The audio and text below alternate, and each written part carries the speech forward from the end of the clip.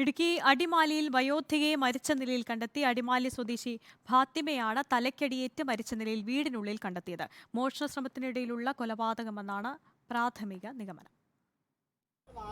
വൈകുന്നേരത്തോടെയാണ് അടിമാലിയിലെ വീട്ടിനുള്ളിൽ വയോധികയെ മരിച്ച നിലയിൽ കണ്ടെത്തിയത്. അടിമാലി ടൗണിന് സമീപം താമസിക്കുന്ന 70-കാരിയായ ഫാത്തിമയുടെ മൃതദേഹമാണ് വീട്ടിനുള്ളിൽ കണ്ടെത്തിയത്. മൃതദേഹം രക്തത്തിൽ കുളിച്ച നിലയിലാണ്. ശരീരത്തിൽ മുറിവുള്ളതായാണ് വിവരം. വൈകുന്നേരം വീട്ടിലെത്തിയ മകനാണ് മൃതദേഹം കണ്ടത്. അടിമാലി കുര്യൻസ് ഹോസ്പിറ്റലിന്റെ മുകൾ ഭാഗത്ത് പുല്ലാരി കുന്നിന്റെ ഭാഗത്താണ് വയോധികയുടെ ഉമ്മയെ മരിച്ച നിലയിൽ കണ്ടെത്തിയത്. അറിഞ്ഞപ്പോൾ തന്നെ പോലീസ് മേൽനോട്ടം എത്തി പരിശോധിക്കുന്നുണ്ട്.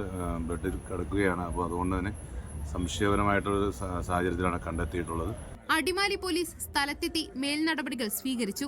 മോഷണ ശ്രമത്തിനിടെ നടന്ന കൊലപാതകമെന്നാണ് പ്രാഥമിക നിഗമനം. ഫാത്തിമയുടെ മാല മോഷണം പോയതായാണ് വിവരം.